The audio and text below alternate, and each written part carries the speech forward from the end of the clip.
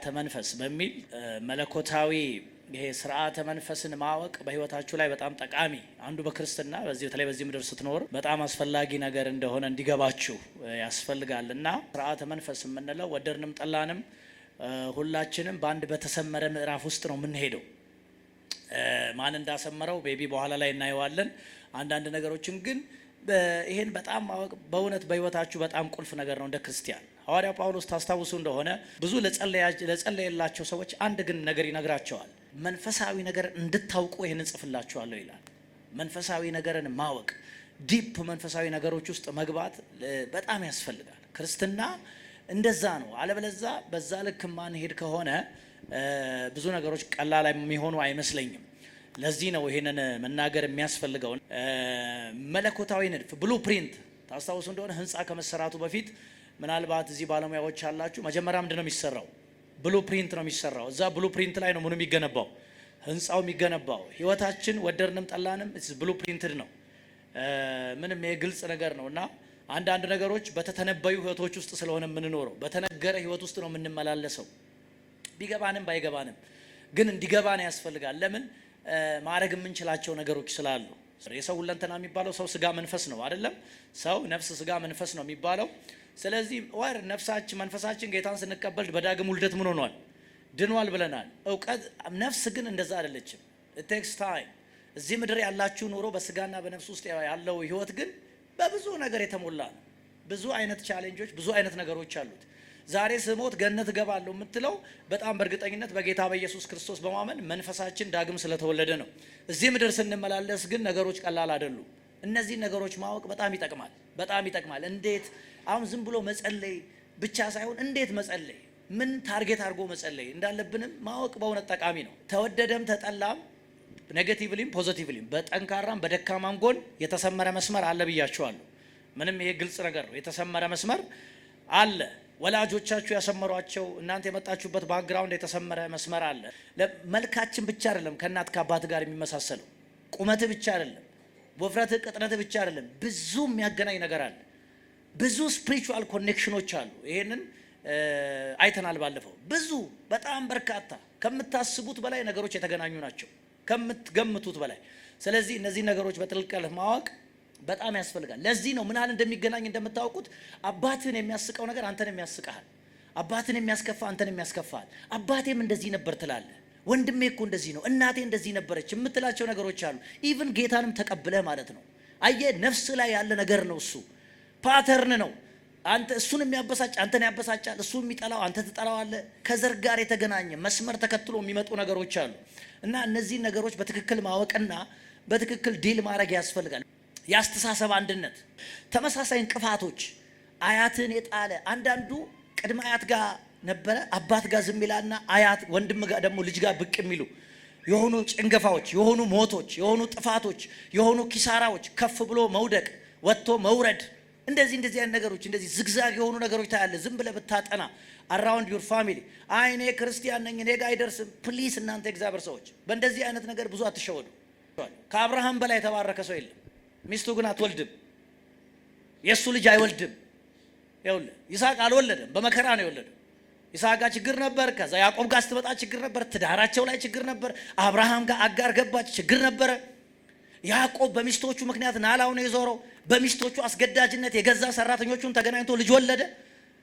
የገዛ ልጁ የገዛ ቁባቱን ደፈረ። ሮቤል የሚባል ሜስ ነው የምታገኙ። ይሄ ሰውዬ እኮ ዘር ምናምን ይባረካል የተባለ ነው።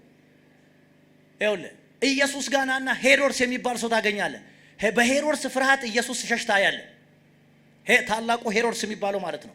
ታስታውሱ እንደሆነ ሄሮድስን ሸሽቶ ነው ኢየሱስ ሄደው፣ ታላቁ ሄሮድስ።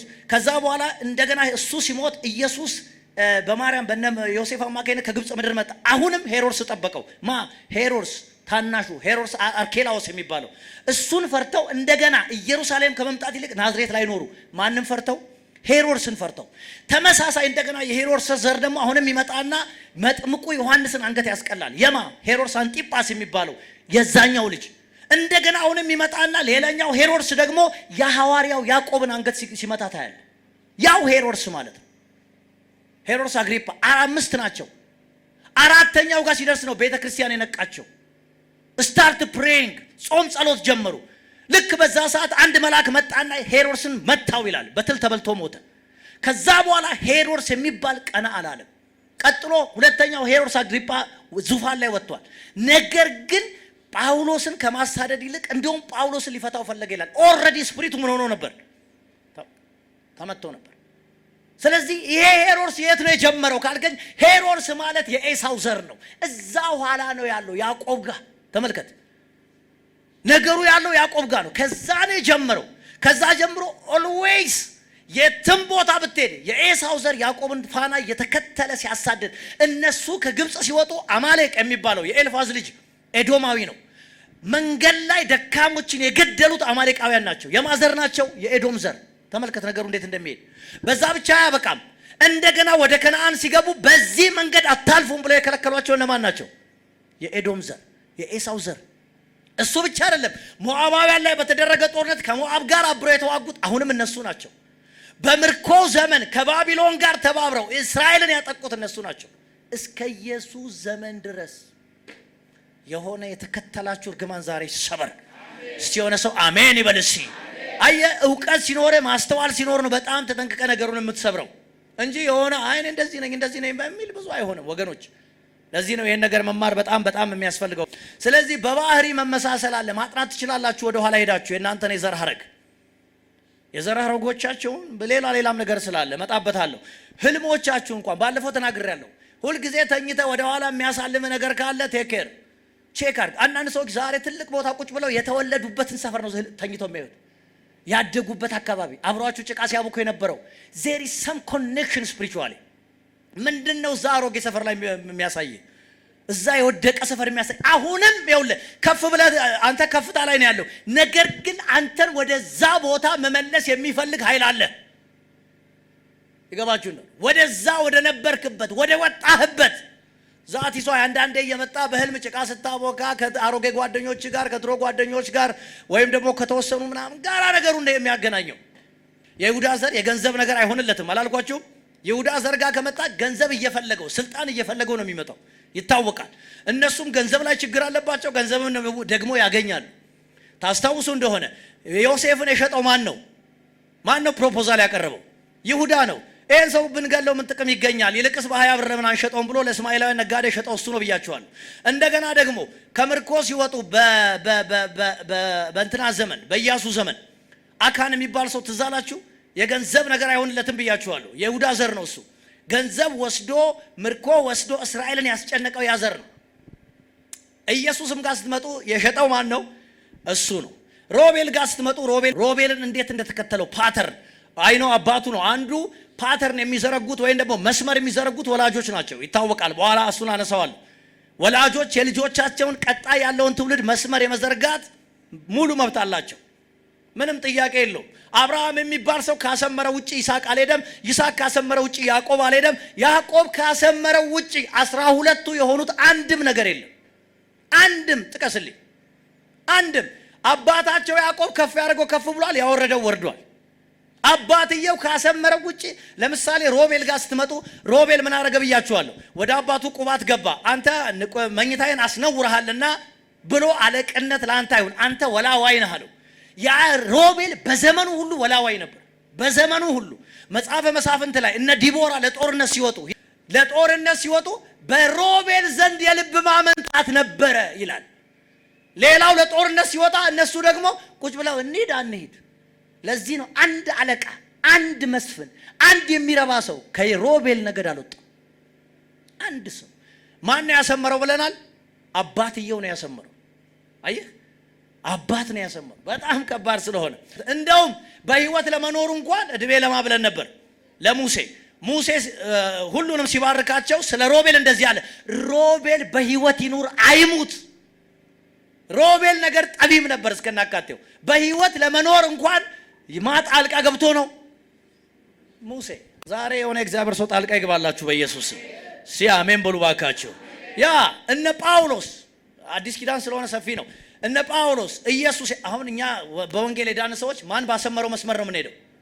ጳውሎስ ምንም ጥያቄ የለውም። ኢየሱስ ክርስቶስ ወንጌሉን ተናገረ፣ ከዛ ተቀብሎ ያሰመረው የአሕዛብ ሐዋርያ የሆነው ማንም ከዚህ መሰረት ውጪ ቢመሰረት አላለም አየ መሰረቱን የጣለው ማን ነው?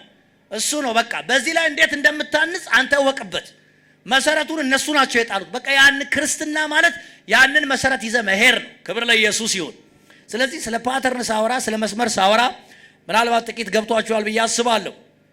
እሺ ስርዓተ መንፈስ በማን ይመሰረታል የሚለውን ማን ነው? እነዚህ ነገሮች ማን ነው? ቅድም አንዳንዱን ነካክቼዋለሁ። የመጀመሪያው ስርዓተ መንፈስን የሚዘረጋው ማን ነው? ራሱ እግዚአብሔር ነው።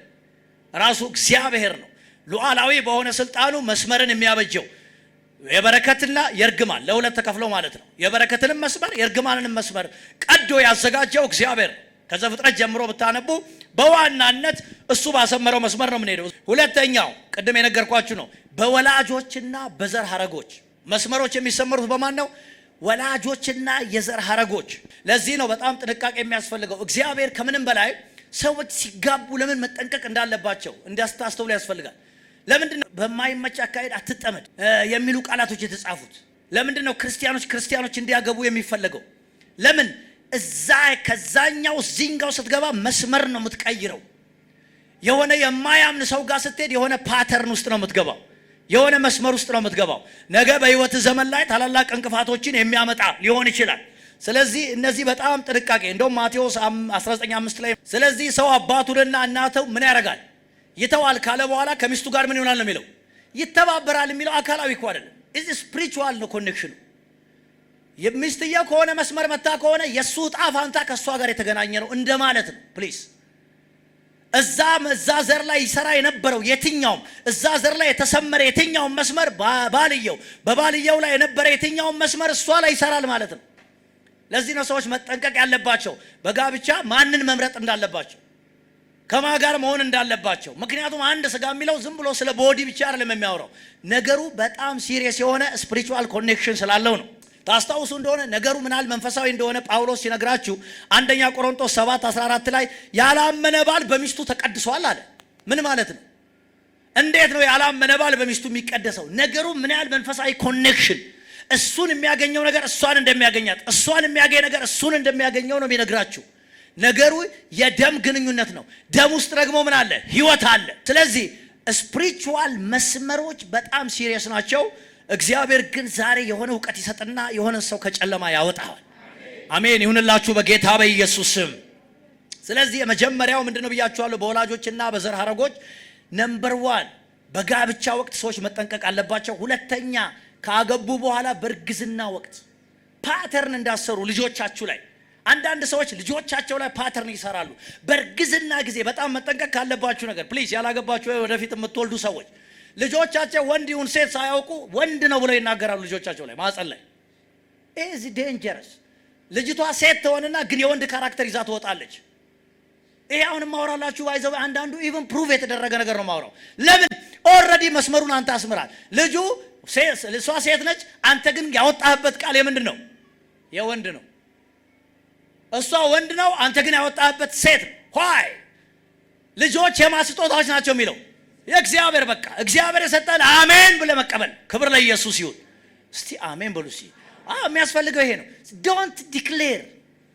ገና ያልተወለደ ልጅ ላይ የሆነ ቃል ያወጣሉ ሰዎች፣ የሆነ ንግርት ይናገራሉ ሰዎች። ያ ንግርት ስፒሪቹዋሊ መስመር ነው። መስመር is dangerous። እግዚአብሔር ዛሬ የሆነ ነገር ያስተካክላል። ክብር ሁሉ ለኢየሱስ ብቻ ይሁን። ታስታውሱ እንደሆነ ሕዝቅኤል 16 ላይ ስታነቡ የእስራኤልን ዘር እግዚአብሔር ይናገራል። አባትሽ አሞራዊ ነበረ፣ እናትሽ ኬጢያዊት ነበረች ብሎ ነው የሚጀምረው። አስታውሳችሁት? ያንን ክፍል የኋላ መስመራቸውን ያነሳል። ከየቱ ጋር ለምን እንደሚያስቸግሩ፣ ለምን ይሄ እስራኤል የሚባል ሕዝብ ለምን እንደዚህ ገልበጥባጣ እንደሆነ፣ ለምን አልጨበጥ እንዳለ፣ ለምን የጣዖት አምልኮ እንደሚጥመው፣ ከእግዚአብሔር ይልቅ ለምን ባዕድ ማምለክ እንደሚወድ እግዚአብሔር ደረሰበትና እሱን ነው ሕዝቅኤል 14 ላይ የሚነግራቸው። እንደዚህ ነበር በደም ተለውሰሽ በህይወት ኑሪ ያልኩሽ ምናምን ካለ በኋላ አንድ ቃል አለ እንደዚህ የሚል ልጅቷም እንደ እናቷ ሆነች ነው የሚለው። ሄዳችሁ 44 ላይ ሕዝቅኤል 16 44 ላይ ስታነቡ ልጅቷ እንደማ ሆነች ነው የሚለው፣ እንደ እናቷ። አይ ነገሩ ይሄ ኢንክሊኔሽን፣ ይሄ መወሰድ፣ ይሄ ወደ ጣዖት አምልኮ የመግባት ፍላጎት መነሻው ከኋላ ነው። ከኋላ ነው። እሱ ነው እየሳበ ሁል ጊዜ የሆነ እግዚአብሔር ሰው ቀና ይላሉ ደግሞ ተመልሰው ይወርዳሉ የሆነ ጊዜ ደግሞ ይነሳሉ ተመልሰው ይወድቃሉ የሆነ ጊዜ እግዚአብሔርን ያመልካሉ ደግሞ ተመልሰው ጣዖት አምልኮ ውስጥ ይገባሉ እና እግዚአብሔር በሕዝቅኤል አማካኝነት የገለጠው አንዱ ምስጢር ይሄ ነው ስለዚህ አንደኛው ልጆች በተለይ በእርግዝና ወቅት ላይ ያሉ ወላጆች በጣም መጠንቀቅ ለምን መሰላችሁ ጽንስ ይሰማል እንደሚሰማ ሉቃስ ወንጌል ምዕራፍ 2 ላይ ሄዱና እዩ ማርያም ኤልሳቤጥ ወደ ማርያም ስትሄድ ጽንሱ ምን አደረገ ነው የሚለው ዘለለ ነው የሚለው ዘለለ ይላል አልኮል ከምትጠጣው እናት የሚወለድ ልጅ ይላል በ8% አልኮል የመጠጣት በ8 እጥፍ ነው የሚለው የተጋለጠ ነው ይላል ይሰማል ጽንስ ይሰማል ጽንስ ላይ ሰው መንፈስ ቅዱስ ከተሞላ ጽንስ ላይ አጋንንት የማይሞላበት ምክንያት የለም እሷ ጣዖት አምላኪ ከሆነች እሷ ምናምን ከሆነች ያ ቤተሰብ ምን ከሆነ ጽንስ ላይ ያለ አፌክትድ የማይሆንበት ምክንያት የለም እናንተ ሰዎች ይሄን ማወቅ በጣም ያስፈልጋል የተከተላችሁ ዛሬ የተሰበረ ይሆን እሱ ብቻ አይደለም ከዛ ቀጥሎ ምክንያቱም አሁን ማወራው ወላጆች የሚያሰምሩትን መስመር ነው ሌላው በጣም ከዛ በኋላ ስለሚያወጡላቸው ስሞች ስም ማንነትን ስለሚሸከም ስም ምን ይሸከማል ያልኳችሁ ማንነትን ነው የሚሸከመው ስም ውስጥ ነው ብዙ ነገር ያለው በስም ውስጥ ነው ብዙ ነገር የሚተላለፈው ይገባችኋል ወይ ለምንድነው የሚደግሙ ሰዎች ሄደው የሚያስደግሙ ሰዎች እንዲደገምበት የፈለጉትን ሰው ምኑ ነው የሚጠይቁት ስሙን አንተ በአካል አልሄድክም ወይም ደግሞ በአካል አልሄድሽም የሄደው ማን ነው ስምህ ነው ስምህ አንተን ወክሎ እዛ ቦታ ተገኝቷል ስምሽ አንቺን ወክሎ እዛ ቦታ አለ ስለዚህ ስምህ ማለት አንተ ማለት ነህ ስምህ ላይ የሚደረግ የትኛውም ነገር ባንድም በሌላው ምን ያደርጋል አፌክት ያደርጋል ኢሚዲየትሊ ስሙ ላይ እዛ ሰው ላይ ሲሰራ ሰውየው ይታመም ከተባለ እዛ ቦታ ይታመማል ሰውየው ይሞትም ተብሎ ከሆነ ይሞታል እንደተደረገበት ከጨለማው ዓለም ግን ሰውየው በአካል አልሄደም ምኑ ላይ ነው የተሰራው ስሙ ላይ ለዚህ ነው እስራኤላውያን ስም በማውጣት በጣም ጠንቃቆች ናቸው አንደኛ ሁለተኛ እግዚአብሔርም አንዳንዱን ስም ሆን ብሎ ምን አድርጎታል ቀይሮታል እግዚአብሔር ብቻ አይደለም የጨለማውም ዓለም ስም ይቀይራል እግዚአብሔር ብቻ አይደለም ስም ላይ ያለውን ፓወር ስለሚያውቅ የጨለማውም ዓለም ስም በመቀየር ያምናል ለምሳሌ ዳንኤል የሚባለውን ስም ዳንኤል ማለት እግዚአብሔር ዳኛ ነው ማለት ነው እግዚአብሔር ፈራጅ ነው ማለት ነው ዳንኤል የሚባለውን ግን ባቢሎን ሲገባ ናቡከደነጾር ጠራውና አንተ ብልጣሶር ነህ አለው ማለት አንተ የቤል ሰው ነህ ማለት ነው ቤልን ነው የምታመልከው ነገር ግን ዳንኤል ስፒሪቹዋሊ ስትሮንግ ስለነበረ እሱ የቤል ልጅም አልሆነም እሱ ልክ እንደ ስሙ ዳንኤል ነበር የእግዚአብሔርን ፍርድ ባቢሎን ላይ አወጀ አሰራ እግዚአብሔር የተመሰገነ ይሁን ዋው እንዴት ደስ ይለኛል መሰለኝ ዳንኤል ላይ ፍሳጠና በጣም ነው ተች የሚያደርገው ስም is very critical ስም ደስ አለኝ ተብሎ የሚወጣ አይደለም ስሙ ይጣፍጣል ተብሎ የሚወጣ አይደለም ስሞች መንፈሳዊ ስለሆኑ ስለዚህ ወላጆች በጣም አስተውለው የወልጆቻቸውን ስም ሊያወጡ ያስፈልጋል ለምን ይመስልሃል እኛ ኢትዮጵያውያን ብዙ ኤክስፒሪየንስ አለን ለምን ይመስላችኋል እስቲ እናንተ ሁላችንም ከመጣንበት ባክግራውንድ አንዳንዱ ስም የሚወጣው የት ነው ለልጄ ስም ላውጣለት ተብሎ የት ነው የሚሄደው በየጠንቋይ ቤት በያቴቴ በየምናምኑ እዛ ተሄዶ ነው ስም is serious ስም is serious ለዚህ ነው ያዕቆብን እግዚአብሔር አይቶ ይሄ ስም አንገላታዋል ይሄን ሰውዬ በዚህ ስም ምክንያት 20 ዓመት ዋጋ ከፈለ ከዚህ ስም ጋር ከተቆራኘ ከየትኛውም ነገር ላይ ላባ አሰቃየው ስለዚህ ነው መጣ ፓተርኑን ሰበረው ከዛሬ ጀምሮ ስም ማን ይሆናል አለው እግዚአብሔር እስራኤል ይሆናል እሱ ብቻ አይደለም ራሱ ከዛ በኋላ ያዕቆብ ራሱ ታስታውሱ እንደሆነ በተለይ ራሔል ስትወልድ የመጨረሻ ልጇ ቢንያም ነው ቢንያም በሚወለድበት ጊዜ ኦልሬዲ ታማ ለሞት ቀርባ በጣም ነገሩ አስጨንቋት ነበር እንደምታውቁት እና ቤንኦኒ ያለችው ነገሩ መራራ ነው ጭንቅ ነው ማለት ነው ከዛ አባትየው ያዕቆብ ነው አለ ይሄ ስምማ ከዚህ ልጅ ጋር አይመጣንም አለና ከዛሬ ጀምሮ ስሙ ማን ነው አለ ቢንያም ነው ቀኝ እጅ ማለት ነው ኃይሌ ማለት ነው አይ እግዚአብሔር ስማቸውን የቀየረላቸው ያለ ምክንያት አይደለም ሰዎችም ስም ሲቀይሩ ያለ ምክንያት አይደለም መንፈሳዊ ዓለም ላይ ያቤጽ የሚባል ሰው የተከበረ ማለት ነው ባይዘው እናትየው ግን በጣር ወልጄዋለሁ ስትል አይደለም የሚለው yes ስለዚህ ይሄ ሰው ችግሩ የቱ ጋር እንዳለ ያውቃል። ሺህ ጊዜ ብዙ ነገር ቢያደርግ እንደማይሳካለት ያውቃል። ወደ እግዚአብሔር ቀርቦ ያደረገው ነገር እዚህ ስሙ ላይ የተከተለውን ነገር መስበር ነው። ቤንኦኒ ማለት የሐዘን ልጅ ነው። የሐዘን ልጅ ራሱ ይሄን ስም ይዘ መኖር ምን አልከባድ ነው።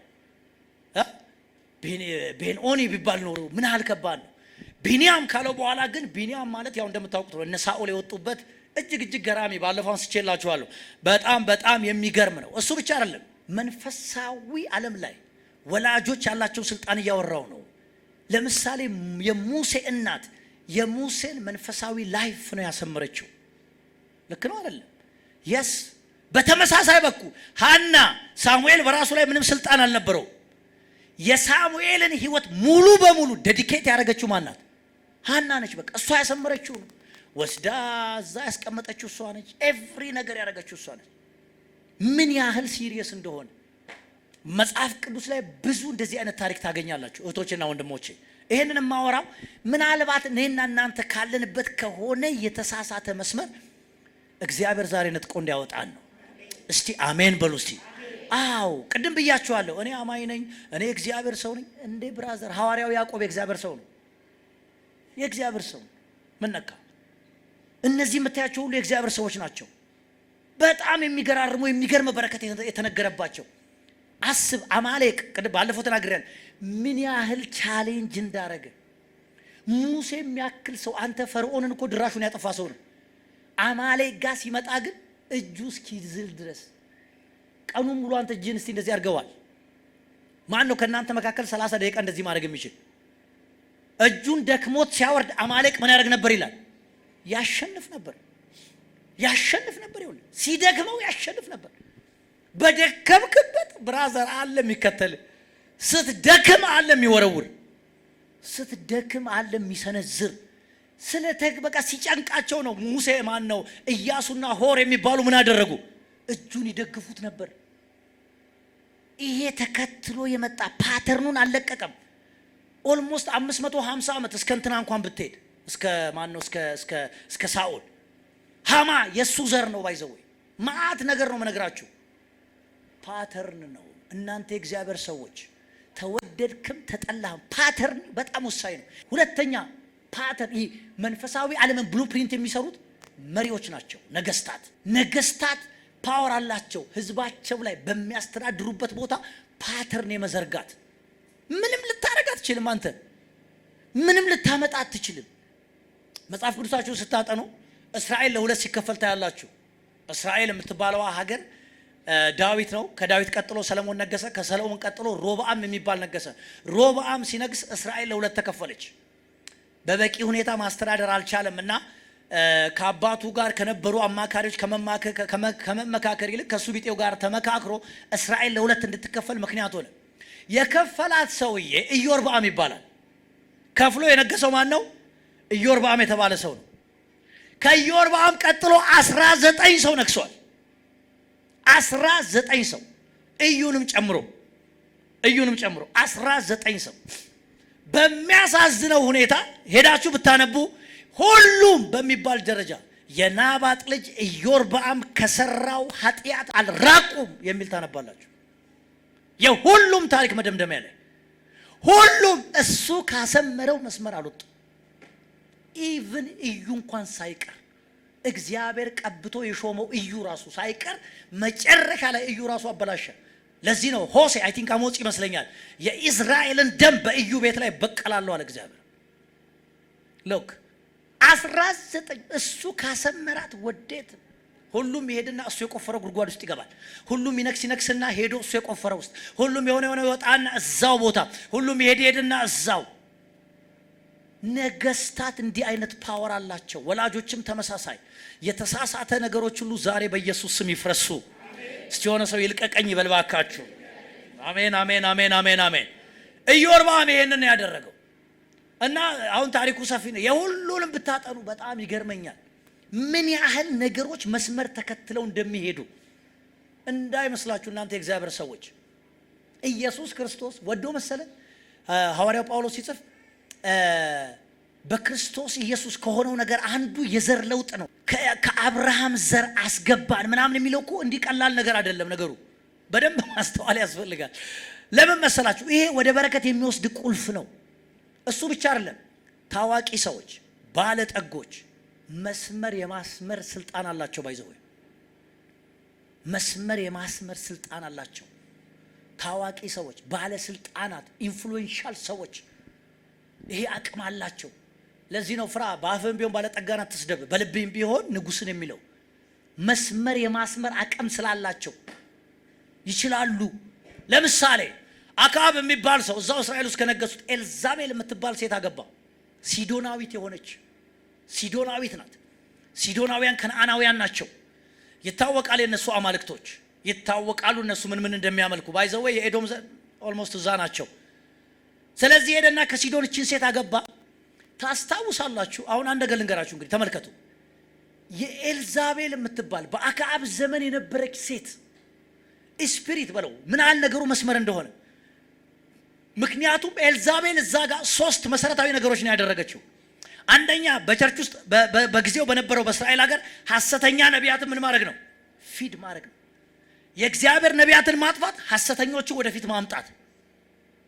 ኤልያስ ያደረገው ሐሰተኛ ነቢያትን አይደል ያረደው? እነዛን ሁሉ ሐሰተኛ ነቢያት የሰበሰበችው ማን ናት? ኤልዛቤል ናት። ኤልዛቤል ናት። አንዱ የኤልዛቤል ስራ የሐሰት ትንቢቶችን ማምጣት ነበር። ይሄንን ስታደርግ ትመለከታል። ነምበር 1 የመጀመሪያ ያደረገችው። ሁለተኛ የእግዚአብሔርን ስርዓትና አካሄድ መጣስ። የእግዚአብሔርን ስርዓት ለምሳሌ እግዚአብሔር ውርስ እንዴት እንደሚተላለፍ ተናግሯል። ውርስ እንዴት ከልጅ ወደ ከአባት ወደ ልጅ እንደሚሄድ። እሷ ግን ባልየው አክዓብ የሚባል ሰው ናቡቴ የሚባል ሰው ወይኑን ተመኘና ስጠኝ ሲለው እምቢ አለው።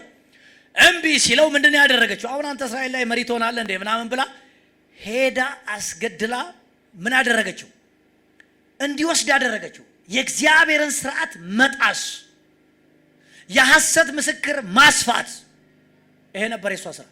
ይሄ ያኔ የነበረችው ኤልዛቤል ናት። ያው ዘ ሴም ስፒሪት አዲስ ኪዳን ላይ ስትመጣ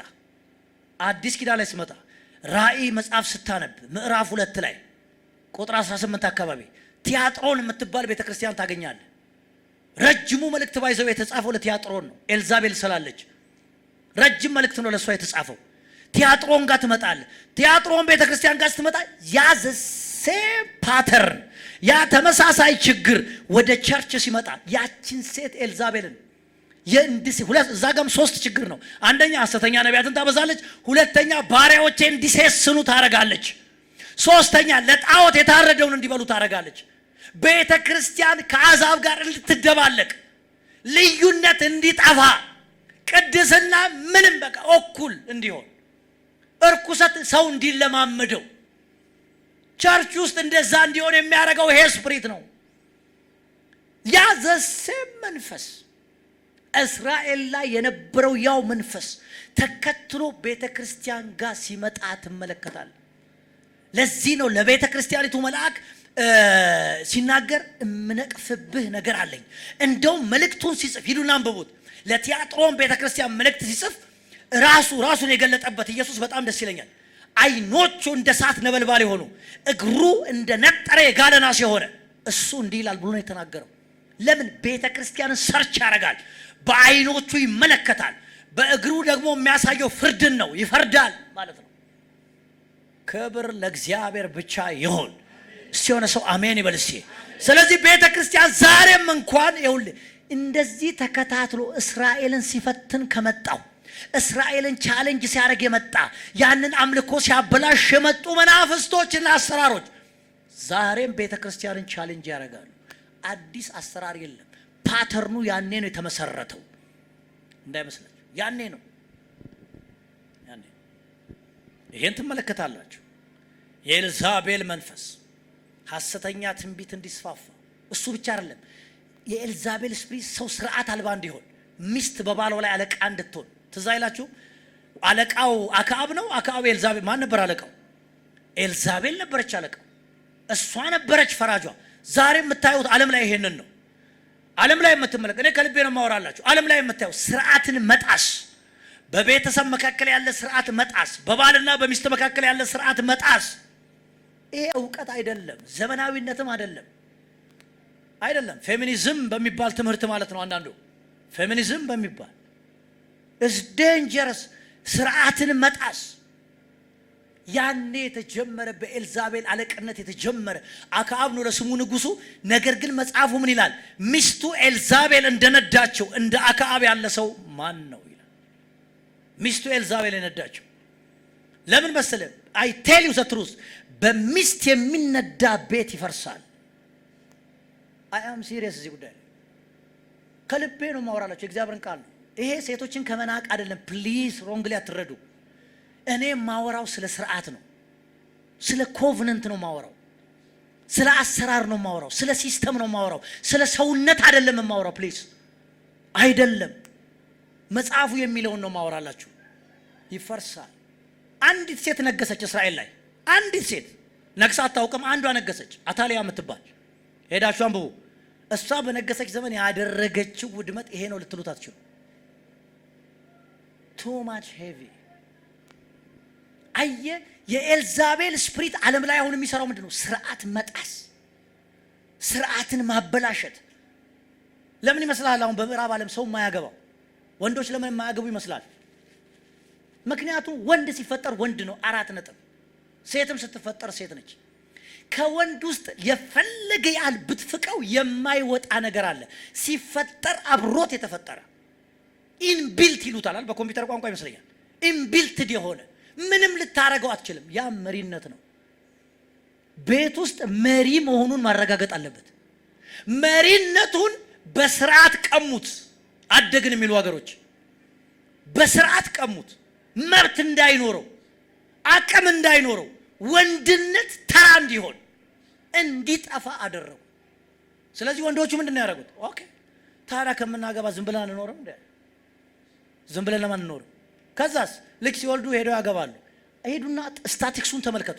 በተለይ እነዚህ አውሮፓ ምናምን አካባቢ አብዛኛው ሴት በግሉ ልጅ የሚያሳድግ ነው። ሲንግል ማዘር ሄዶ ይወልዳል። የለም ባላገባ ቢቀርብኝስ?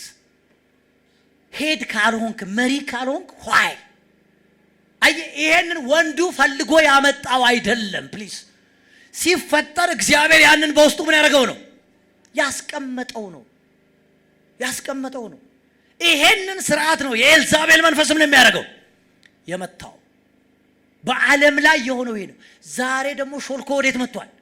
ወደ ቤተ ክርስቲያን፣ ወደ ቤተ ክርስቲያን፣ ወደ ቸርች። ቅድስና ኖርማል እንደ መቀላቀል ስለሆነ ለአሕዛብ ለእንትን ለጣዖት የታረደውን እንዲሴስኑ እንዲበሉ ያ ማዕድ ነው ይሄ ማዕድ ነው፣ ርኩሰት የለም ጽድቅ የለም እንዲል የሚያደርግ ማለት ነው የኤልዛቤል ስፕሪት። ለዚህ ነው ማስጠንቀቂያ ለቤተ ክርስቲያኒቷ ፓስተር የጻፈው። የምነቅፍብህ ነገር አለኝ። ያችን ሴት ኤልዛቤልን ስለምትተዋት እመጣለሁ አለ። ይሄ አግኖቹ የጋለ ናስ የመሰለው የነጠረ ሰዓት የመሰለው እመጣለሁ፣ በአልጋ ላይ ጥላቸዋለሁ አለ። እፈርድባቸዋለሁ ያለው ለዚህ ነው። ነገሩ ሲሪየስ ነው ማለት ነው። ስለዚህ በምን ይዘረጋል ብያቸዋለሁ? ሁለተኛ በነገስታት። ይሄን ታውቁ፣ በነገስታት በታዋቂ ሰዎች ባይ ዲፎልት ከባለጠጋ ቤተሰብ ከተወለድክ አንተም ልጅህም የልጅ ልጅህም ባለጠጋ የመሆን እድላችሁ ምንድነው? ሰፊ። ኦልሬዲ እነሱ የሆነ የድህነት የሚባል የሆነ ነገር ምን አድርገዋል?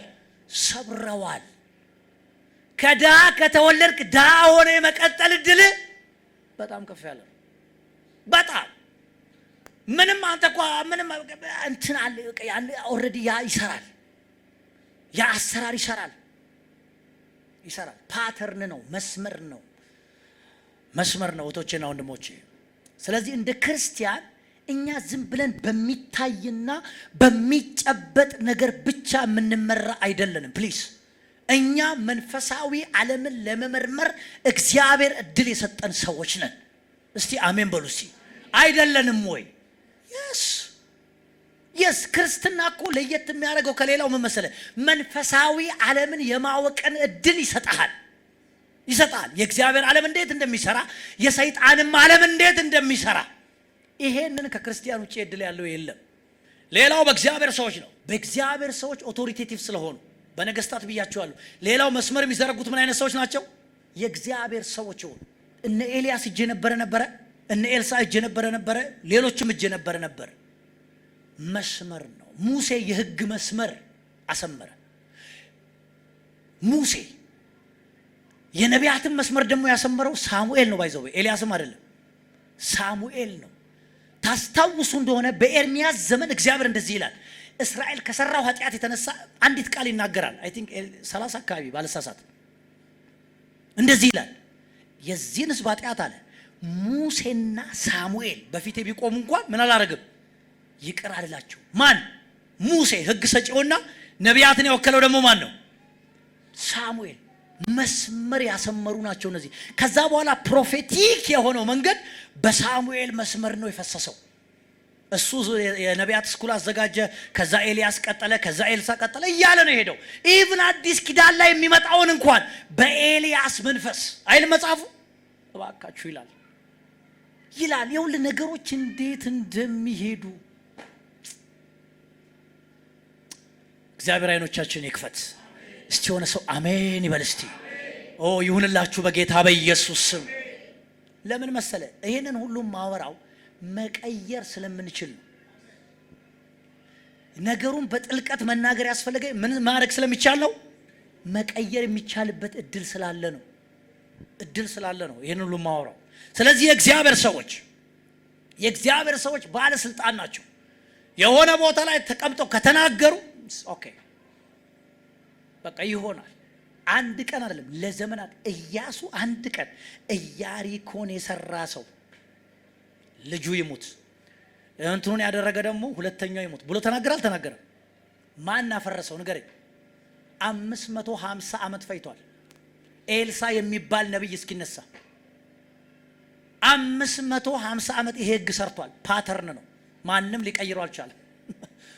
550 ዓመት። እነዚህ የእግዚአብሔር ሰዎች እንደዚህ ናቸው። ለዚህ ነው የእግዚአብሔር ሰው ጋር ህብረት ስታደርጉ በጣም ማስተዋል የሚያስፈልገው። ክብር ለኢየሱስ ይሁን። ሌላው በተሰመረ አካባቢ ስትኖር አንዳንዴ ምንም የት ነው የምትኖረው? በተሰመረለት አካባቢ። ለምሳሌ ይሄንን በምሳሌ ላስረዳ። ይኸውላችሁ በነዛ 550 ዓመታት የፈለግ ከእግዚአብሔር ሰው ሁን ኢያሪኮ ውስጥ ከተገኘህ መጨንገፍ የታወቀ። የት ከተገኘህ? ኢያሪኮ። አገሪቷ ጥሩ ነች፣ ውሃው ግን ምን ያደርጋል? ባይዘው ውሃው የሚለው በደንብ ትርጉሙን ካያችሁት ሌሎችን ትርጉም ሁሉ ነገር ነው የሚጨነግፈው። ስኬት የሚባል ኢያሪኮ ውስጥ የለም። ያ አካባቢ ኦልሞስት በዛ እርግማን ስር ነው ያለው፣ በዛ ቁጥጥር ስር ነው ያለው።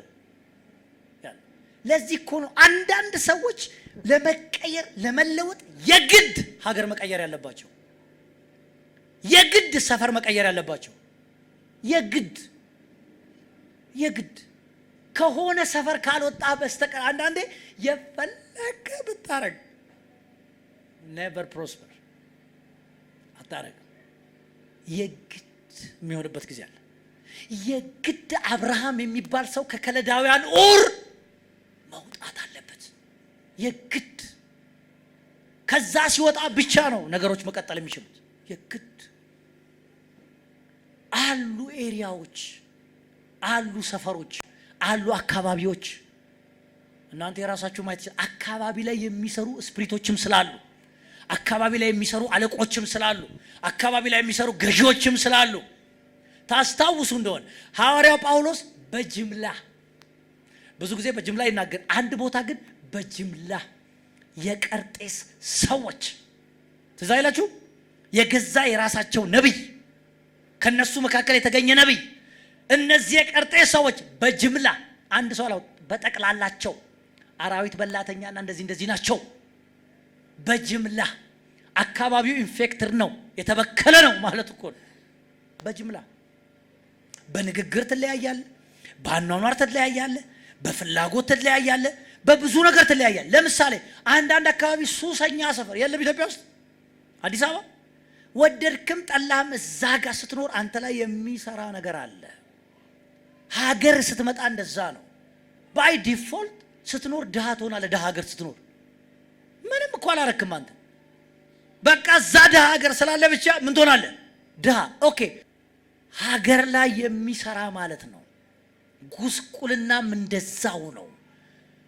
ይኸውላችሁ ኢትዮጵያ ውስጥ እኛ ዛሬ እዚህ ከተማ ያላችሁ እናንተ አዲስ አበባ ላይ ያላችሁ ሰዎች ቁጭ ብላችሁ ብታጠኑ ወይ አያታችሁ ቢያንስ ወይ ቅድመ አያታችሁ ወይ አባታችሁ ወይ እናንተ ራሳችሁ ከየት ነው የመጣችሁት? ከሆነ መንገድ ከሌለበት ከሆነ ጉድጓድ ልበለው ከሆነ ቦታ ነው። ዛሬ እዚህ መገኘታችሁን አትይ። እዛ ያለው ዲመን ግን ዛሬም አይኑ ባንተ ላይ ነው። መቼ ነው ምስበው? መቼ ነው ወደዛ ወደ አባቶቹ ቦታ የምመልሰው? መቼ ነው ኑሮን ወደዛ ማመጣው የሚል ግን ዛሬም አለ። እንዳትሸወዱ። ዛሬ በክርስቶስ ኢየሱስ ስም የፓርተን ይፈርሳል። ሲሆነ ሰው ይፍረስ ይበል እስቲ ባካችሁ። አምናለሁ ይፈርሳል። እኔ ምክንያቱም የምንማረው እኮ ስለሚፈርስ ነው። ያ ግን ሁሉ ነገር ይውላችሁ ዕውቀት ይጠይቃል። ባካችሁ ሁሉ ነገር ይጠይቃል። መንፈሳዊ ዓለም ታውቁ ዘንድ አለ ጳውሎስ። ስለ መንፈሳዊ ነገር ታውቁ። ኢያሪኮ አንድ የቀበጠ ሰው ካልሰራው ብሎ ተነሳ። ታስታውሳላችሁ? ኢያሪኮን ለመስራት አቢሮን የሚባል ሰው አኪኤል ልጁ አቢሮንና ሰጉብ የሚባሉ ልጆች ሁለቱን ሰዋቸው። ኦልሬዲ ኢያሱ የተናገረው ንግግር አለ። ለምን አንሰራትም ኢያሪኮን አለና ለመስራት ሲነሳ የበኩር ልጁ ሞተ ይላል። ሁለተኛው ልጁ ሞተ ይላል። ኦልሬዲ ያንን መስመር ስለጣሰ አገር ላይ የሚሰራ እሱ ብቻ አይደለም። ሰዶም ምሳሌ ልስጣችሁ ብዬ ነው። ሰዶም ላይ የሚሰራ ስፕሪት ነበረ። ሎጥ ድንኳኑን እየነቀለ መጨረሻ የት ገባ? ሰዶም ገባ። ሰዶም ላይ ያለ ስፕሪት አገኘው። እንዳይመስላችሁ አገኘው። ሰዶም ላይ ያለ መንፈስ አገኘው።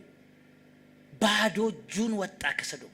ባዶ እጁን በእግዚአብሔር ምሕረት አብርሃም ጸልዮለት። ለዚህ ነው የእግዚአብሔር ሰው ጸሎት ያስፈልጋል ብለው አይተርፍም ነበረ። የተረፈው ማጸልዮ ነው። ስለ አብርሃም ነው ባይዘው ሎጥ የተረፈው። ሲወጣ ግን ባዶ እጁን። የሚገርመው ግን ስፕሪቱ ከሱ ጋር ነበረ። የገዛ ልጆቹ ከሱ ጋር ተኝተው ነው ሞዓብና አሞን የሚባሉ ልጆች የወለዱት። ሎክ ያ ትውልድ እንዴት አስቸጋሪ እንደነበረ መጽሐፋችሁን ሂዱና አጥኑ እናንተ። ከነሱ የተወለዱ ልጆች ስፕሪቱ ግን ከሱ ጋር ነበር። እነዚህ አካባቢ ላይ የሚሰሩ ናቸው። አንዳርኩ የሆነ አካባቢ ስትኖር እዛ ጋር የሚሰራ አለ ምለው ለዚህ ነው። መስመር ነው። ወዴትም ወደ ግራ ብትሄድ ወደ ቀኝ ብትሄድ ከዚህ ሰፈር እኮ የሚረባ ልጅ አይወጣም። አልሰማችሁም እንደዚህ ነገር? ከዛ ሰፈር እኮ ሰው ደህና ሰው አይገኝም። አይገኝም ይባሉ ማለት ነው። አይገኝም። ከእንደዛ አይነት ሰፈር የወጡ ሰዎች ጥንቃቄ ያስፈልጋቸዋል። they have to pray seriously። ተመልሶ የመመለስ ወይ እነሱ ወይ ልጆቻቸው ወይ ቀጣይ። ምክንያቱም ሰይጣን ተስፋ አይቆርጥም እንደዛ አይነት ስራ ስለሚሰራ። ሌላው በጨለማ ዓለም ሰዎች ባለ መርገም ንግግር፣ ይሄን ብዙ ጊዜ ስለምንናገረው ብዙ አይደለም። ነገር ግን እነሱ አስፋራስ ሰዎች ዊክ ከሆኑ ይሰራባቸዋል። ምንም ጥያቄ የለም። ስፒሪቹዋሊ ያላቸው ጥንካሬ ነው የሚወስነው እንጂ በእነሱ በለዓም የሚባል ሰው ታስታውሳላችሁ? በለዓም የሚባል ሰው የሆነ መስመር ያ ስፒሪት አልሞተም። ዮሐንስ ራእይ ላይ እንደገና ታገኙታላችሁ። ዘሴም የሚራገም የእስራኤል ሕዝብ በረከት የሚዘጋ ሰው ወደ ተስፋ ቃሉ እንዳይደርስ የሚከለክል ማለት ነው። ባይዘው እግዚአብሔር ወደ ተነገረለት እንዳይደርስ በባላቅ የተቀጠረ በባላቅ የተገዛ ነገር ግን የክፋት ዓለምን ማንቀሳቀስ የሚችል ክፉ ሰው፣ የክፋት ዓለምን እርግማንን መናገር ብቃት ያለው ሰው በኪዳን ሕዝብ ላይ ምናልባት ንግርቱ ባይሳካለት ትምህርቱ ግን ተሳክቶለታል። አይደለም? ትምህርቱ ተሳክቶለታል። ሄዳችሁ አንብቡት። በትምህርቱ አሸነፋቸው በለዓም። አዲስ ኪዳን ላይ ያ ተመሳሳይ ታሪክ ታገኛላችሁ። እሺ ወደ እንትኑ እንምጣ። እንዴት ይጀምራል? ትንሽ ልናገር። እንዴት ይጀምራል? የተወሰኑትን ተናግሬያለሁ። አንደኛው እንዴት ነው የሆነ ትውልድ የጀመረው ካላችሁ ከባዕድ አምልኮ ጋር ንክኪ ካለ። ብዙ ጊዜ እንደዚህ አይነት መስመሮች ከምን ጋር ነው የሚገናኙት? ከባዕድ አማልክት ጋር። እኔና እናንተ ጌታን ተቀብለናል። ነገር ግን የእናንተ ወላጆች የእናንተ ቅድሚያ ምናምን የሆነ ንክኪ ኮቨናንት ገብተዋል። ኮቨነንት ገብተዋል እንዳይመስልህ፣ ኪዳን ገብተዋል። በደም በበግ ደም በለው በምን ደም በለው በሰው ደም በለው በጥጃ ደም በለው ብቻ ምን አድርገዋል? ኪዳን ሲገቡ ገና ያልተወለዱ ዘሮቻቸውን ጭምር ምን አድርገው ነው? አሲዘው ነው ኪዳን የሚገቡት። የሆነ ባዕድ አምልኮ መስመር የሚጀምረው ከዚህ ነው የሚጀምረው። ዘጸአት 20 ቁጥር 4 ለዚህ ነው በላይ በሰማይ ካለው በታችም በምድር ካለው ከምድርም በታች በውሃ ካለው ነገር የማንኛውንም ምሳሌ የተቀረጸውን ምስል ለአንተ አታድርግ፣ አትስገድላቸው፣ አታምልካቸው። በሚጠሉኝ እስከ ሶስተኛ ይውላችሁ እስከ ስንተኛ? እስከ ሶስተኛ እስከ አራተኛ ትውልድ ድረስ የአባቶችን ኃጢአት በልጆች ላይ ማመጣ ከባዕድ አምልኮ ጋር ከተገናኘ ነገሮች ይቀጥላሉ አለ ራሱ እግዚአብሔር። ፓተርኑ እንደዚህ ይሄዳል፣ መስመር ተከትሎ ነው የሚለው። አንድ ትውልድ የባዕድ አምልኮ፣ ጥንቆላ፣ መተት፣ ስግደት፣ አድባር፣ ጨሌ፣ ጥራ፣ ሌሎችንም እነዚህ ማለት ነው። ስለዚህ ኪዳን አለኝ ስለሚል ባለፈው ነግሬያችኋለሁ። ጌታን ስትቀበል አንተ እዚህ መጥተህ ምን ያልከው? ዓለምን ክጃለሁ፣ ሰይጣንን ክጃለሁ ያልነው እኛ ነን። ሰይጣን ግን እዚህ ጋር መጥቶ ታየን ክጄዋለሁ አለ። የሰማ ሰው አለ? ክጃለሁ ታየን፣ ከዛሬ ጀምሮ አልደርስበትም አይልም። አንተ ነህ ክጃለሁ ያልከው። ጥሩ፣ አንተ መብት ነው መካድ፣ ስልጣን አለ። እሱ ግን አልካደም። ለዚህ ነው አጋንንት ከወጣ በኋላ ከሱ የከፉትን 7 ይዞ ይመጣል ይላል አይልም? የስ እሱ አይክድም፣ ተስፋ ደግሞ አይቆርጥም። ልክ ዳዊትን እንዳሉት ጠላቶቼ መቼ ይደክማል ይላሉ አለ። መቼ ነው የሚደክመው? ጸሎት መቼ ያቆማል? ዳዊትን እየተከታተሉ መቼ ነው የሚደክመው? ሲጠብቁ ሲከታተሉ አንድ ቀን አገኙት። ዳዊትን አንድ ቀን አገኙት። ቤርሳቤ የምትባል ሴት ሰውነቷን ስትታጠብ ባሏ ኦሪዮ ነው፣ ከሲዶናውያን አማልክት ጋር የሚገናኝ ሰው። እሱን የገዛ ወታደር ውስጥ ቀላቅሎት። ለምን? ከእስራኤል ላይ ቆንጆ ሴት አልነበረም እንዴ? ነገሩ ስፕሪት ነው፣ ዳዊትን አታክ የሚያደርግ። ስለዚህ አንድ ቀን አገኙት ዳዊትን። የዳዊት ስብራት ነው ያ ቦታ። በጣም ከባድ ስብራት። የዳዊትን ሕይወት ስታገላብጡ ያን የሚያክል ጀግና ሰው ትልቅ ስብራት ነው በሱ ሕይወት ውስጥ ከዛ በኋላ የሆነው። ምክንያቱም ችግሩ እሱ ጋር ብቻ አያበቃም እኮ፣ እዛ ጋር ያበቃ ጥሩ ነው። ተመልከት፣ በሷ ምክንያት ብዙ ነገር ተበላሸ። አኪጦፌል የሚባለው ያ ትልቅ ሰውዬ አዘነበት። ለምን? አኪጦፌል ማለት የቤርሳቤ አያት ነው። ኤላምን ወለደ ይላል። የኤላም ልጅ ነች እሷ፣ አያት ነው። ስለዚህ የተገደለው የእሷ ባል ነው። እዚህ ጋር ደግሞ እሱ የዳዊት አማካሪ ነው። አየን፣ ልቡ ቂም ይዟል። ባይዘዌ ዳዊት ይኸውልህ ለሳኦል ከዘመረው በላይ ለጎልያድ ከዘመረው በላይ በጣም አዝኖ የጻፈውም የዘመረው ስለ አኪጦፌል ነው። መዝሙረ ዳዊት ምዕራፍ 51 41 አንብቡ። እነዚህ በጣም ልቡ የተሰበረበት አይኖ መከዳት በጣም ልብ ያማል።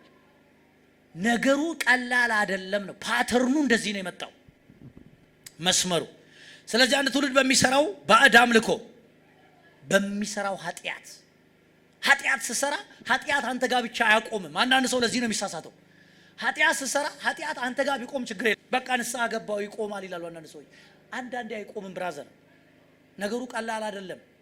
ጠባሳው ረጅም ርቀት ይሄዳል፣ ካንተ አልፎ ትውልድ ጋር ይደርሳል። ለዚህ ነው ኃጢአትን በጣም መሸሽ የሚያስፈልገው። ባይዘው በጣም መሸሽ የሚያስፈልገው። አይ በክርስቶስ ደም የማያጥበው የለም። አዎ ትታጠባለህ፣ ገነት ትገባለህ፣ ችግር የለውም። ነገር ግን ምድር ላይ ያሉ በጣም ብዙ መንገዶችን ግን ምን ያደርጋል? ይዘጋል። ሶ ፓወርፉል። ጉልበቱ እንደዚህ ቀላል እንዳልሆነ ሰዎች ለዚህ ነው ከኃጢአት ጋር መቀለድ የማያስፈልገው። ሰቆቃወ ኤርምያስ 5:7 ላይ አባቶቻችን ኃጢአትን ሰሩ ዛሬ የሉም፣ እሺ እኛም በደላቸውን ተሸከምን ይላሉ። እነሱ የሉም፣ እኛ ግን ሰለባ ሆንን። እነዚህ አባቶች የሚሉት አንድ አባት ብቻ አይደለም፣ የቀደመውንም ትውልድ ነው ወደ ኋላ የሚያዩት። በደሉ፣ እነሱ ዛሬ የሉ። ሉክ እኛ ግን እንማቅቃለን ዛሬ፣ እንሰቃያለን ዛሬ። የስ ስለዚህ ሌላው ነው ከትውልድ በሚሰራ ኃጢአት፣ ሌላው ቃል ኪዳን በማፍረስ ፓተርኖች የሚሰሩት እንደዚህ ቃል ኪዳን። ፕሊዝ ቃል ኪዳን እስራኤላውያን ለኪዳን ይጠነቀቃሉ። አይኖም ታስታውሱ እንደሆነ ኢያሱ ስለማልንላቸው አላለም። የገባውን ሰዎችን ምን ስላደረግን ኦልሬዲ ቃል ሰተናቸዋል። የገባውን ሰዎች ኢያሱን አጭበረበሩት። መተው አሮጌ ልብስ አሮጌ ጫማ የሻገተ እንጀራ ይዘው መተው እባክን እኛን አታጥፋን ከሩቅ ነው የመጣ ነው አሉ። እዛው ሰፈር ናቸው እኮ በቃ ከሩቅ ከመጣችሁ ብሎ እሱም እንግዲህ ከነሱ ጋር ተፈራረመ። ከዛ በኋላ ሲነቁ ለካ እነሱ እዛው ሰፈር ሰዎች ናቸው። ከዛ ምንም ማድረግ አልተቻለም። ኪዳኑን ማፍረስ ከበደው። በቃ ተቀመጡ ምን ይደረጋል አለ። ምን ይደረጋል? ኪዳን በጣም ሲሪየስ ነው። ከሰው ጋር ስለምትገቡት ኪዳን፣ ከእግዚአብሔር ጋር ስለምትገቡት ኪዳን፣ ስለ አገልግሎት ኪዳን፣ ስለ ምናምን ኪዳን፣ በአንድ ቤተሰብ ላይ ስለሚደረግ መርገም ቤተሰብ ላይ ሊሆን ይችላል። አንዳንዱ አዋጅ የሚወጣው ቤተሰብ ላይ መፍትሄው ጋር ሊሄድና ቶሎ ልጨርስ። መፍትሄው ምንድን ነው? መስመርን መቀየር ይቻላል። መስመርን ማጥፋት ይቻላል። አዲስ መስመር ማመስመር ኦፍ ኮርስ ደስ የሚለው ይሄ ነው። እስቲ ይቻላል በሉ እስቲ ለራሳችሁ ይቻላል። የመጀመሪያው ችግሩን ማወቅ ነው። ነምበር 1 ችግሩ ምንድነው? እኔና እኔ ላይ የሚሰራው ቀደም ብላችሁ አንዳንዱ ባህሪ ሊመስላችሁ ይችላል። ለምሳሌ አንድ ሰው ኬርለስ ነው ልትለው ትችላል። but it is dangerous አባቱም እንዲህ ነበር ምናምን ካልክ ሲሪየስ ፓተርን ነው። እንደዛ እንድትሆን የሚያደርግ ምንድነው? ዋይ ኖት ለምን ነው ሲሪየስ የማትሆነው? ለምሳሌ ነው ማለት ነው። ስለዚህ ችግሩን መረዳት ላይፍ ላይ ምን አይነት ችግር ነው ያለው እየተከታተለ የሚመጣ ውድቀት፣ ሽንፈት፣ ጤና ዋሬቨር ብቻ ጥቀስ አንተ ጭንገፋ ሄድ እንትን የሚል ባለፈው ሳምንት ተናግሬያለሁ። ጀስት ዎች አርጉ፣ ጠይቁ። እንደው ዘር ካላችሁ ኢንተርቪው አርጓቸው። ከልቤ ነው የማወራው። አንተ ጋር ያለው ችግር እመነኝ ወይ አጎት ጋር አለ ወይ አክስት ጋር አለ ወይ የሆነ ሰው ጋር አለ። ምንም ጥያቄ የለው። ስለዚህ የመጀመሪያው ችግሩ አለ የለም ነው። የሆነ የማይታይ አካል ነገር ግን ወጣለሁ ስትል ፑል የሚጎትትህ፣ ስትነሳ የሚመልስህ፣ ስትራመድ የሚስብህ የሆነ ምክንያቱን አታውቀው። ትጀምራለህ አትጨርስም። የሆነ ነገር ታደርጋለህ አይከናወንም። የሆነ ስቴፕ ትሄዳለህ አለፈልኝ ተቀየርኩ ተለወጥኩ ስትል ተመልሰህ እዛው ቦታ ትቆማለህ እንደገና። ነገሮች ሁሉ ለሆነ ሰው ሲሰሩ አንተ ጋር ሲመጡ ግን ብሎክ ሲሆኑ ታያቸዋለህ። ዋይ እንደው ዝም ብለን ይሰበር ስላል ጥሩ ነው እሱ። ነገር ግን የቱ ጋር ነው ችግሩ ያለው? እንዴት ነው ከዚህ ነገር ጋር መጋፈጥ የሚቻለው? ይሄን ማወቅ በጣም ያስፈልጋል። ለምንድን ነው ሙቭ ማላረገው? ለምንድን ነው ነገሮች የማይሆኑ? አንዳንድ ሰው ከማንም በላይ ጭንቅላት አለው፣ ከማንም በላይ ይሰራል፣ ከማንም በላይ ይደክማል። ነገር ግን ምንም ነገር የለም። nothing to show እንደሚባለው ምንም ነገር የለም። ጠብ የሚል ላይፉን የሚቀይር የሆነ ነገር አታገኝበትም። ለምን? ለምን? አንዳንድ ሰው ፈሪ ነው፣ ለውሳኔ ፈሪ፣ ለምርጫ ፈሪ፣ ለምናምን ፈሪ። ወደ ኋላ ብትሄድ ተመሳሳይ ችግር ታገኛለህ። ስለዚህ የመጀመሪያው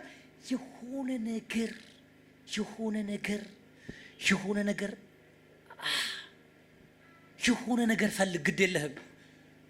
የሆነ ነገር ፈልግ አለ። እመነኝ፣ የሆነ ኃይል አለ፣ የሆነ ነገር አለ። እነሳለሁ ስትል ወደ ኋላ ምን የሚያደርግ የሚስብ፣ ስትጀምር እንድትቆም፣ ተሳካ፣ አሪፍ ሆነ፣ ጥሩ ሆነ ስትል፣ አገባ ወንድና አረገ ምናምን ስትል ትዳሩ ጠብ እንትን ሊያደርግ ነው ምናምን አንደኛውን ሁለተኛው መሰላለው ሶስተኛው ጋር ስትደርስ ጠብ የሚያደርግ አለ። ሁላችሁም ብትፈልጉ የሆነ ነገር አለ ፑል የሚያደርግ።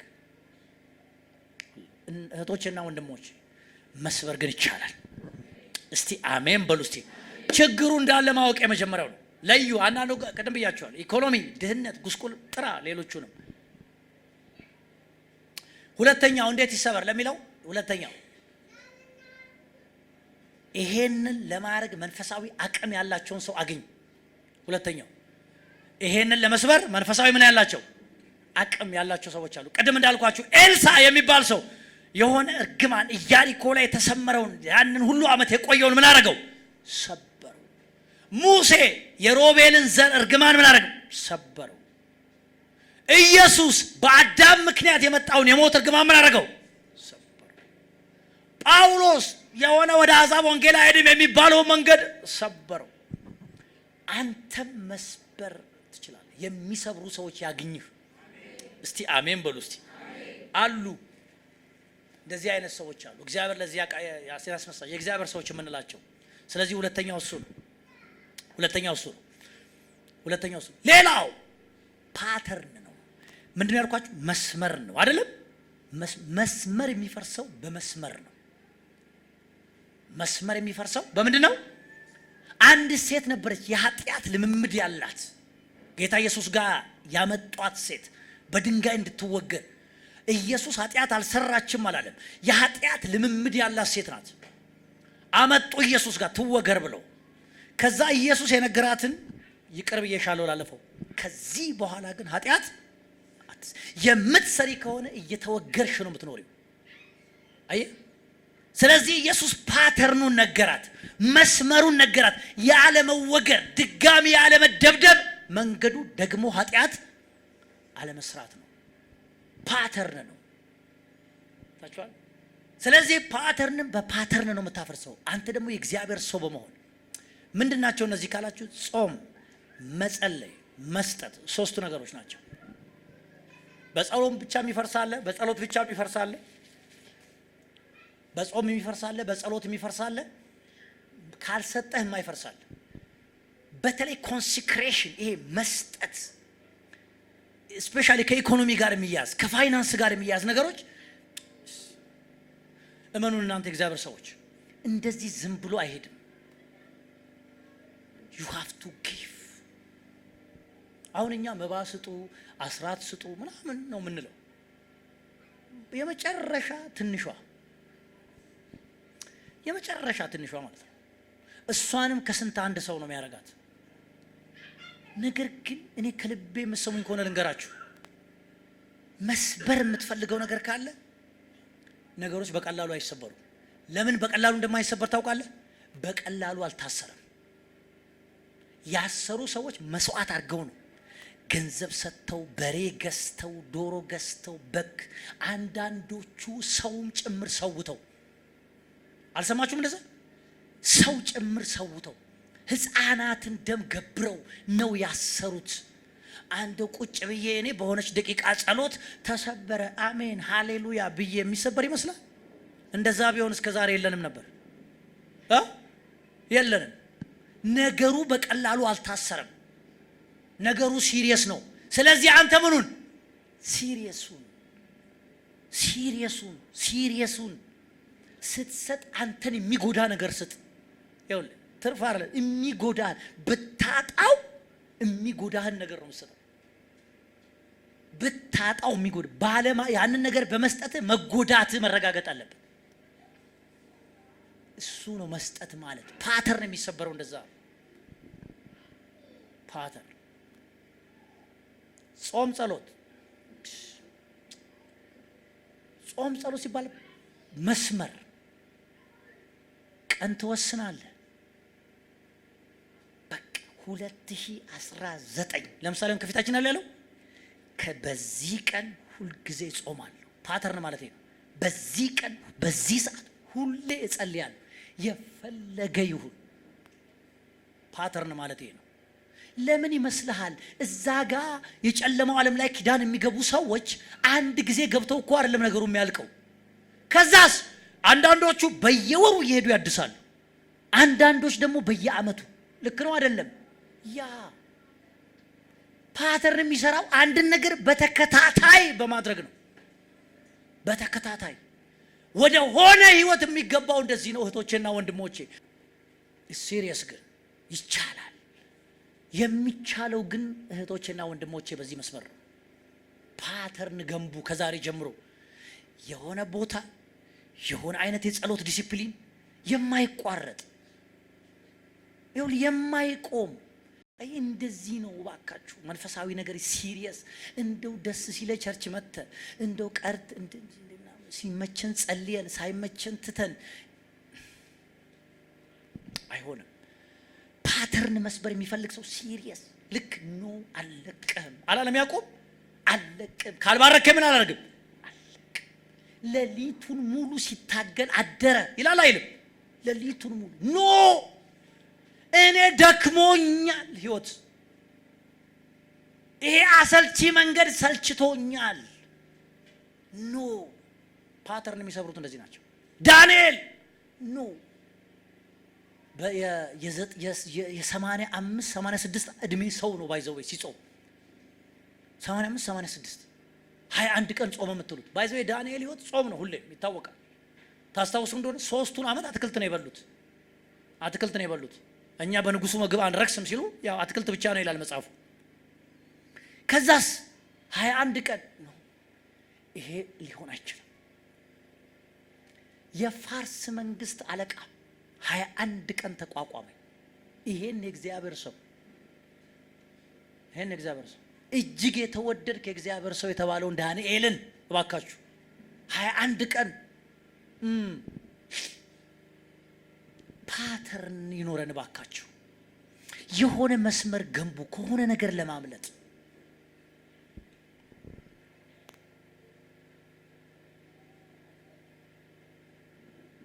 ኪዳኖቻችንን እናድስ እስቲ አሜን በሉ እስቲ ገብቷችኋል ያወራሁት ነገር